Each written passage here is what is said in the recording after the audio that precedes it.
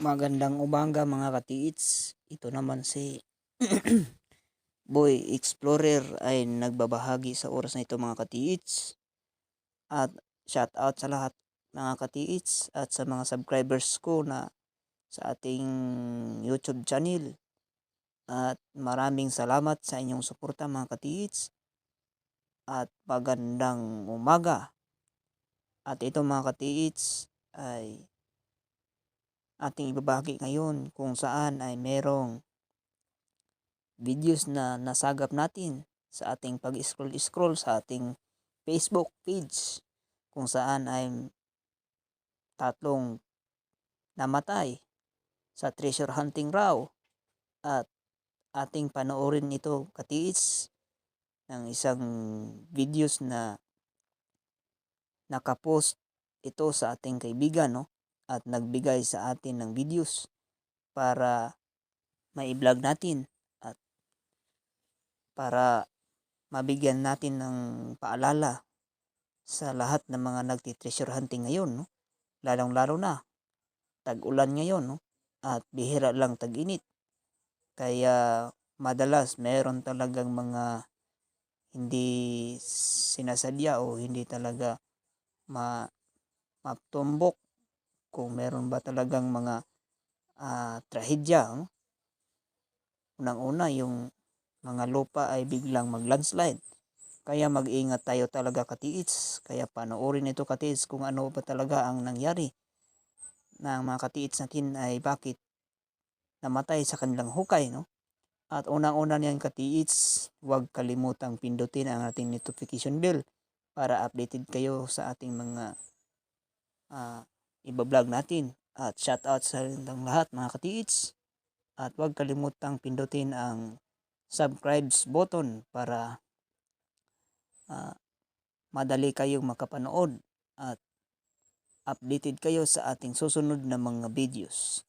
At tara mga katiits, huwag na tayo magpaligoy-ligoy. Panoorin na natin yung video sa oras na ito mga katiits. Tara, alamin na natin.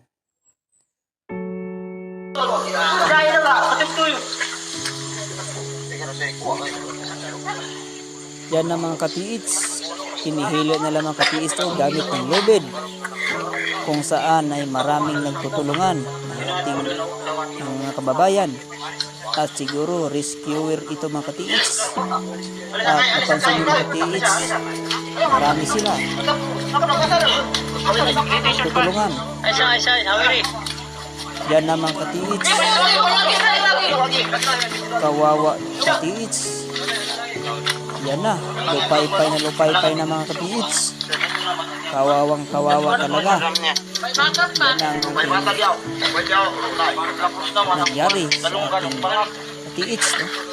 At pansin nyo katiits, maraming mga tao katiits, no? Sa paligid. Kaya ibig sabihin katiits, malapit lang ito sa barangay kasi maraming tao at madaling na rescue ang kanilang mga kaibigan at mga nagti-treasure hunting. Tara, alamin natin katiis at i-continue natin ang videos.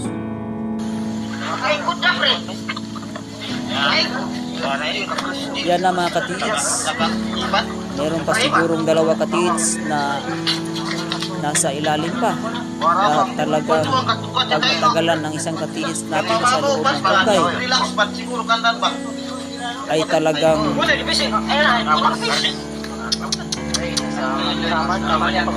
yan katiits, oh. Pansinin nyo naman katiits, may sugat sa kanyang mukha. Yan ang mga katiits, wala na talagang malay katiits. Ano na kaya ang nangyari sa ating katiits? Kawawang kawawa itong katiits, lalong-lalo na sa kanyang pamilya, mga anak. Ganito na ang nangyari sa kanilang ama. Yan na mga katiits. Yan na katiits ang dahilan. Kaya alamin natin katiits, meron tayong interview ng katiits. At i-forward natin ang video katiits para madali kung ano talaga ang nangyari sa kanilang pagkamatay.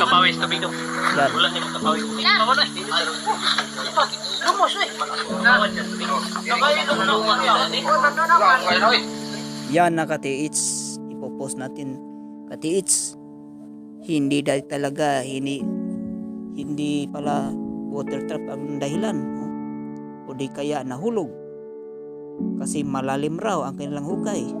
Siguro mga 15 to 20 feet to 30 feet na siguro ilang hukay kasi wala man daw raw tubig. At ano kaya ang nangyari katiits? Pansinin natin katiits, no?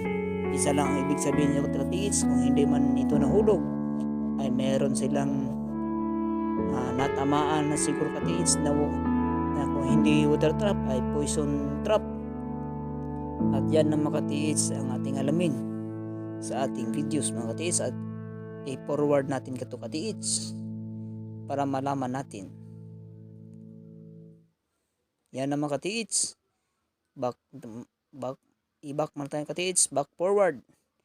So yan na katiits.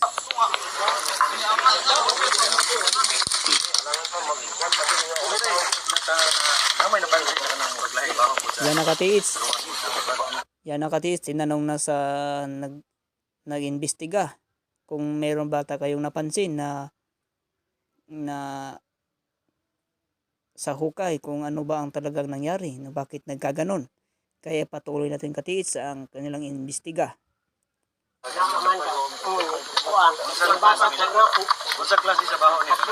Yan ang katiits.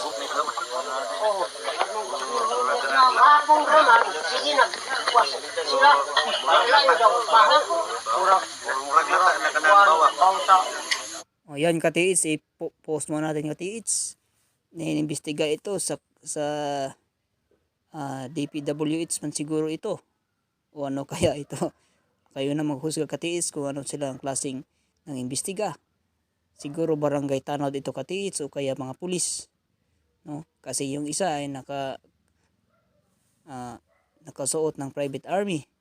At yan nakatiits, tinanong sa kanang investigador kung ano nangyari. Mabaho raw, merong kuloy ng hulog na mabaho daw, parang bahong tao o parang bahong wati. Ano ba yung wati katiits? Bulati katiits, no? Mabahong bulati. Kaya ipatuloy natin katiits ang kanilang imbestiga. Wati ba nga? Uros. Murag uros ha. Anang labod. Wati. Maning kapon. Sini ko ani. Sila. Ayan na mga katiits, no? Siguro itong may sombrero at walang damit sa katawan. Nagsasabi kahapon ra daw ay meron siguro silang napansin na kakaiba. At yan na mga katiits, hanggang ngayon sa araw na yan ay bigla sigurong umusok sa kanilang hukay katiits, no? So yan na katiits ang ating videos mga katiits. At yan na mga katiits ang dapat tandaan, no? Pag hindi tayo magmasid sa ating mga hukay mga katiits at hindi tayo kumilatis sa mga bato o mga sign kung saan nagbibigay sila ng mga trap. Kaya siguro katiits, itong mga katiits natin na naghukay ay positive ito na area, no? Sa barangay Dalagit, Monte Vista de Oro, Davao de Oro pala ito, no? Nangyari. Kaya yan mga katiits, no? Sa videos isa lang ang nakita natin na hinihila para matunton nila kung ano nangyari sa mga katiits. At yan na mga katiits, no? Confirm mga katiits ay isa itong poison trap na nasa gupa ng ating mga katiits, at kawawa mga katiits. Kaya tandaan mga katiits, huwag kayong magkumpiyansa sa inyong mga hukay, lalong na pag positive area, no? At pwera lang kung marunong kayong kumilatis sa mga bato kung saan nagbibigay ng trap, no? Kundi kaya water trap o di kaya poison gas o poison trap, no? lalong-lalo na, pansin ninyo mga katiits sa inyong hukay pag meron kayong nakitang parang kakaiba na bato. Lalong-lalo na ang hugis pula na makinis, parang lipstick. Yun na mga katiits, no? Kasi nangyari na yan dun sa Bohol, no? Na vlog ni Codreader na hugis bilog, ang kulay niya ay pula. At nagbabala na yon katiits mula sa 7 feet hanggang sa 15 feet. Nakuha nila ang bilog na bato na mabigat. At yan na mga katiits, no? Biniyak nila katiits. Pag biniyak nila katiits, yan na katiits. Ang nangyari ay ang tatlo. Ang dalawa ay hindi napuruhan. Ang isa ay napuruhan. Pero ito katiits sa video ng katiits, tatlo napuruhan talaga kasi silang tatlo doon sa hukay. Kaya malamang ito ay poison. Kaya mag-ingat tayo talaga katiits sa ating mga hukay, no? Mag-ingat talaga tayo mga katiits. At lalong-lalo na kung meron talaga tayong mga gamit like locator. Walang locator katiits, tandaan nyo, walang locator makapaglukit ng poison o water trap. Pwera lang kung sa aming gamit ay kaya itong maglukit ng water trap at poison trap mga katiits. Kahit ito'y pwede itong gamitin ng panglukit ng mga tao kung meron ba silang mga armas, kaya itong ilukit mga katiits, no? Kaya tandaan natin katiits, laging tandaan katiits, ay ang paghuhukay katiits dapat ingat at dapat lalong-lalo na sa mga naghukay, no? Walang damit, kaya wala silang protection, no? Dapat talaga meron kang protection sa ulo, no? Sa kamay, no? At sa paa, lalo na sa katawan. Pag meron kayong mabundol, matamaan na trap, yan na mga katiits ang nangyari sa hukay, no? Ng mga katiits. Kaya yan lang mga katiits ang ating videos mga katiits, at sana meron kayong natutunan sa ating mga videos at mga palatandaan kung anong gagawin ng katiits pag makatumbok kayo ng mga water trap na sign o poison trap, no? At talagang mag-ingat kayo katiits, lalong-lalo na pagdating ngayon ng 10 feet to 15 feet to 18 feet. Meron talagang poison na nakaharang mga katiits, lalong-lalo na pag nakasintro kayo sa hukay. Ayan na mga katiits, paalam na mga katiits, at maraming salamat sa iyong panonood. At magandang umaga at happy treasure hunting mga katiits, at maraming salamat.